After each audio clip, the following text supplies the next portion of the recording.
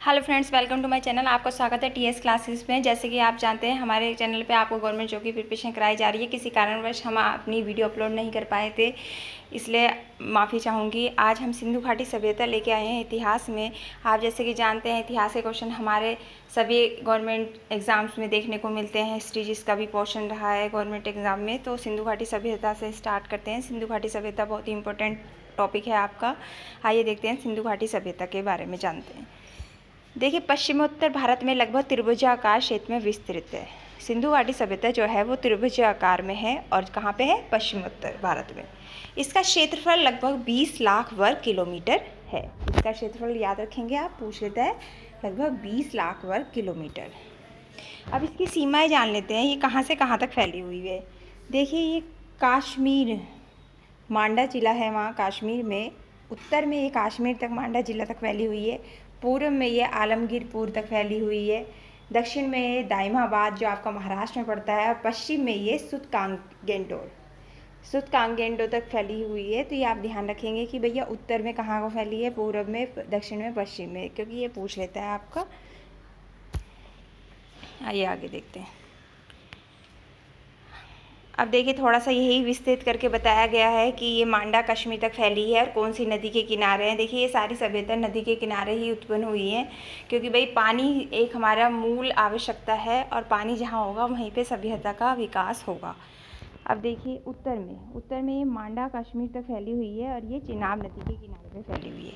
दक्षिण में दाइमाबाद बोल दीजिए, चाहे दैमाबाद, ये महाराष्ट्र में आपका, ये गोदावरी नदी के किनारे फैली हुई है। पूर्व में ये आलमगीरपुर आपका उत्तर प्रदेश में पड़ता है और नदी किसके किनारे के आसपास है? हिंडन नदी के।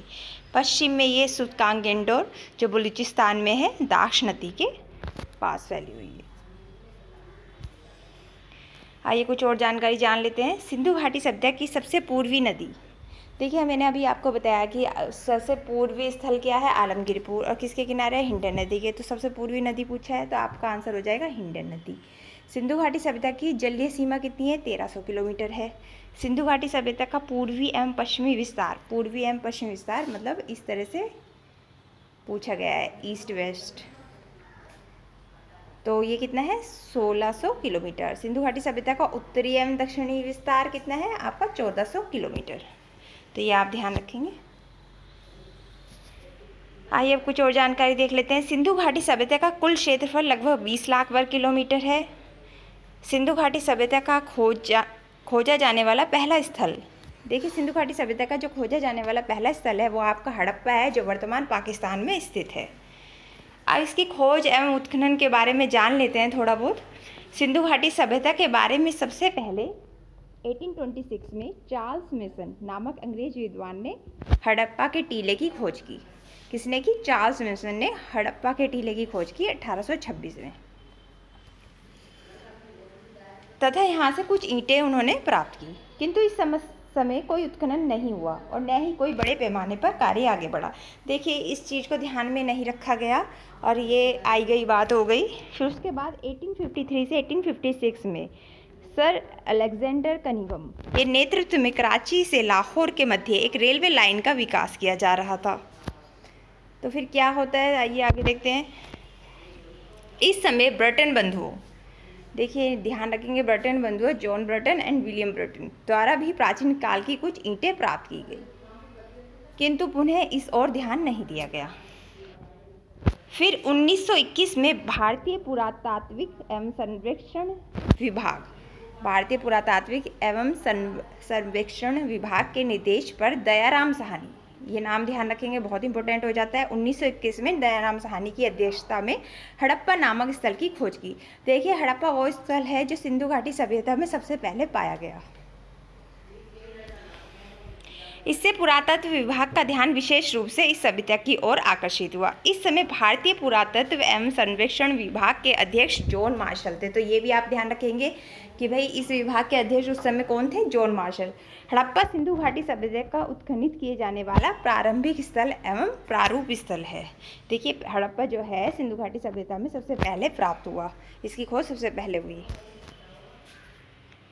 हड़प्पा की खोज के बाद से वर्तमान तक इस सभ्यता के लगभग कितने स्थल खोजे जा चुके हैं? 1500। तो ये आप ध्यान रखेंगे और वर्तमान में भी ये इसी क्रम में जारी है। सिंधु घाटी सभ्यता के अन्य नाम देख लेते हैं, पूछ लेता है तो आप कंफ्यूज ना हो। तो हड़प्पा सभ्यता, सिंधु घाटी सभ्यता, सरस्वती सभ्यता, प्रथम नगरीय क्रांति और कांस्य युगीन सभ्यता। तो हड़प्पा सभ्यता, सिंधु घाटी सभ्यता, सरस्वती सभ्यता, प्रथम नगरीय क्रांति और कांस्य युगीन सभ्यता क्यों कहा गया है, तो ये हम आगे जानते हैं। देखिए हड़प्पा सभ्यता क्यों कहा गया है? हड़प्पा कहाँ है? पाकिस्तान में। इस सभ्यता का उत्खनन किए जाने वाला पहला स्थल है, इसलिए इस सभ्यता को हड़प्पा सभ्यता के नाम से भी जाना जाता है। देखिए हड़प्पा की जो खोज हुई वो सबसे पहले हुई सिंधु घाटी सभ्यता में। सबसे पहले प्रथम स्थल है ये खोजा जाने वाला, इसलिए इस स्थल के नाम पे ही इसको हड़प्पा सभ्यता भी कह दिया गया। सिंधु घाटी सभ्यता, हड़प्पा की खोज के प्रारंभ में जब इस सभ्यता के अन्य स्थलों की खोज एवं उत्खनन कार्य किया गया तो अधिकांश स्थल सिंधु नदी घाटी के क्षेत्र से प्राप्त हुए। देखिए जब इसका उत्खनन कार्य चला और हड़प्पा खोजा जा चुका था तो फिर और स्थलों की खोज हुई। क्यूरियोसिटी होती है ना, तो विद्वानों ने जो उत्खनन कार्य में लगे हुए थे उन्होंने उत्खनन किया और स्थलों की खोज हुई कि भाई ये सभ्यता कहाँ तक फैली हुई है। तो ये जो स्थल पाए गए वो सिंधु नदी घाटी के किनारे ही पाए गए, इसलिए इस सभ्यता को सिंधु घाटी सभ्यता भी कहा जाने लगा। सरस्वती घाटी सभ्यता क्यों कहा जाता है इसे? सिंधु घाटी सभ्यता के लगभग 1100 स्थल, कितने? 1100 की खोज सिंधु तथा गंगा नदी घाटी के मध्यवर्ती क्षेत्रों में हुई। देखिए सिंधु घाटी सभ्यता के लगभग 1100 स्थलों की खोज सिंधु तथा गंगा नदी घाटी के मध्यवर्ती क्षेत्रों में हुई। प्राचीन साक्ष्यों के आधार पर माना जाता है कि इन दोनों नदियों के मध्यवर्ती क्षेत्र में सरस्वती नदी प्रभावित होती थी। देखिए कौन से क्षेत्र? सिंधु नदी, देखिए मैंने पहले स्लाइड में बताया आपको, सिंधु तथा गंगा नदी घाटी के मध्यवर्ती क्षेत्र में पाया जाता था कि सरस्वती नदी बहती थी, इसलिए इसे सरस्वती घाटी सभ्यता भी कहा। अब इस आधार पर सिंधु घाटी सभ्यता को सरस्वती घाटी सभ्यता के उपनाम से भी जाना जाता है। प्रथम नगरीय सभ्यता क्यों कहा गया? अपनी समकालीन सभ्यताओं के विपरीत, भाई उस समय और जो सभ्यता जैसे मेसोपोटामियन की सभ्यता थी, तो अपनी समकालीन सभ्यताओं के विपरीत सिंधु घाटी सभ्यता के उत्खनन से पक्की ईंटों के घर, पक्की सड़कों का निर्माण, सुनियोजित जल निकासी प्रणाली, सुनियोजित नगर व्यवस्था इत्यादि के प्रमाण मिले।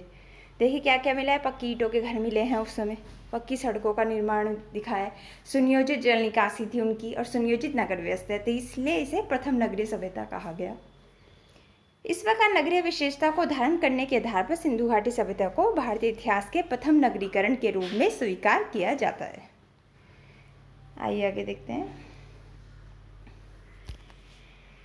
कांस्य युगीन सभ्यता क्यों कहा गया? सिंधु घाटी सभ्यता में तांबे में टिन मिलाकर बने कांस्य के उपकरणों की बड़े पैमाने पर खोज हुई। देखिए कांस्य के बर्तन पाए गए हैं जो तांबे में टिन मिलाकर बनते हैं, तो ये अभी आप ध्यान रखेंगे। इससे स्पष्ट होता है कि सभ्यता में भारत में पहली बार कांस्य का प्रयोग का प्रचलन प्रारंभ हुआ, इसलिए इसे कांस्य युगीन सभ्यता के नाम से भी जाना जाता है। अब ये कुछ इम्पोर्टेंट है, देख लीजिए इसे भी। प्राचीन भारत के इतिहास के संदर्भ में मनुष्य द्वारा प्रयोग किए जाने वाली पहली धातु कौन सी थी? तांबा थी। आइए आगे देखते हैं। सिंधु घाटी सभ्यता के समकालीन सभ्यता, भाई सिंधु घाटी सभ्यता की कुछ समकालीन सभ्यता थी उस समय, वो कौन कौन सी थी? मेसोपोटामिया की सभ्यता, जिसे सुमेरियन सभ्यता भी कहा जाता है, तो आप ये नाम ध्यान रखेंगे।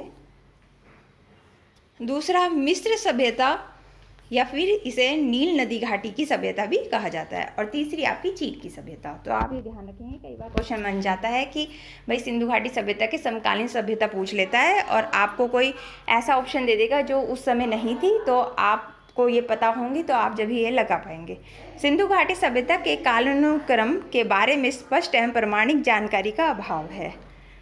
आइए आगे देखते हैं। सिंधु घाटी सभ्यता के कालानुक्रम के बारे में स्पष्ट और प्रमाणिक जानकारी अभी प्राप्त नहीं हुई है। इसके दो प्रमुख कारण हैं। पहला, सिंधु घाटी की लिपि को अभी तक पढ़ा नहीं जा सका है। देखिए सबसे बड़ा कारण तो है कि लिपि तो हमें मिली है पर उसे पढ़ा नहीं जा चुका है, पढ़ने में अभी हमें कोई सफलता नहीं मिली है। दूसरा, सिंधु घाटी सभ्यता के स्थलों के लंबवत उत्खनन में समस्या के कारण अभी तक कोई ऐसा स्पष्ट साक्ष्य प्राप्त नहीं हो पाया है। देखिए इसकी जो खुदाई हुई है वो लंबवत नहीं हो पाई है, इसके आधार पर सभ्यता के सही काल को ज्ञात किया नहीं जा सका है। यहाँ पे आप ऐड कर लेंगे, नहीं, ये छूट गया आपका, नहीं जा सका है। हालांकि खुदाई के दौरान प्राप्त अवशेषों के माध्यम से रेडियोकार्बन विधि ध्यान रखेंगे के द्वारा इस सभ्यता के काल को निर्धारित करने का प्रयास किया गया है। आइए आगे देखते हैं। किंतु इससे भी एक प्रमुख समस्या यह है कि प्राप्त स्थलों का अभी तक पूर्णतः उत्खनन खुदाई नहीं हुई है। इस प्रसंग में लंबवत खुदाई करना एक प्रमुख कारण है। जैसे कि मैंने आपको पहली स्लाइड में बताया कि लंबवत खुदाई करना एक प्रमुख समस्या बनी हुई है और क्षैतिज उत्खनन करना भी संभव नहीं हो पाया है पूरी तरीके से, क्योंकि वर्तमान में वहाँ मानवीय बस्तियाँ मौजूद है। इसलिए अभी तक जो साक्ष्य प्राप्त हुए हैं उनके आधार पर इस सभ्यता की कालावधि को निर्धारित करने का प्रयास किया गया है। देखिए कार्बन 14 डेटिंग के हिसाब से इसके काल को निर्धारण किया गया है, पर अभी इसका लंबवत उत्खनन और क्षैतिज उत्खनन भी पूर्ण रूप से नहीं हो पाया है। किंतु यह स्पष्ट है कि यह अवशेष अभी तक अंतिम नहीं है और नीचे की ओर खुदाई होना बाकी है। संभवतः भविष्य में इस प्रसंग में और अधिक स्पष्टता आ सकती है। सिंधु घाटी सभ्यता को आदि ऐतिहासिक काल के अंतर्गत शामिल किया जाता है। देखिए आदि ऐतिहासिक काल के अंदर रखा जाता है। आदि ऐतिहासिक काल से तात्पर्य है कि इस सभ्यता के लिखित साक्ष्य मौजूद हैं, किंतु उसे अभी तक पढ़ा नहीं जा सका है। देखिए आदि ऐतिहासिक काल में क्या हुआ है, लिपि तो हमें प्राप्त हुई है पर हमें वो लिपि समझ नहीं आई, इसलिए हम उसे पढ़ने में अक्षम हैं। तो इसलिए इसे सिंधु घाटी सभ्यता को आपका आदि ऐतिहासिक काल में रखा गया है। आइए आगे देखते हैं। कार्बन विधि के अनुसार सिंधु घाटी सभ्यता का काल लगभग 2350 से 1750 ईसा पूर्व माना जाता है। तो ये आप ध्यान रखेंगे, इसका काल कब तक कार्बन विधि के द्वारा हमने प्राप्त किया, 2350 से 1750 ईसा पूर्व। आप कुछ बातें देख लेते हैं इतिहास के परिप्रेक्ष्य में। देखिए प्रागैतिहासिक काल का एक उदाहरण है आपका पाषाण काल। प्रागैतिहासिक काल उस काल को कहते हैं जहाँ पे ना हमें लिपि प्राप्ति ना ही हम उसे पढ़ चुके थे। भाई जब लिपि प्राप्ति नहीं हुई है तो उसे हम पढ़ कैसे पाएंगे। आदि ऐतिहासिक काल है कि हमें लिपि का तो ज्ञान हो गया था कि लिपि है ये, पर हम उसे पढ़ने में अक्षम थे। और ऐतिहासिक काल जिसमें हमें लिपि भी प्राप्त थी और हम उसे पढ़ भी सकते थे। तो ये 1857 की क्रांति तक आपका ऐतिहासिक काल है। तो आई होप आपको हमारा वीडियो अच्छा लगा होगा। आप हमारे चैनल को विजिट करें, लाइक करें, शेयर करें, सब्सक्राइब करें। Thank you friends.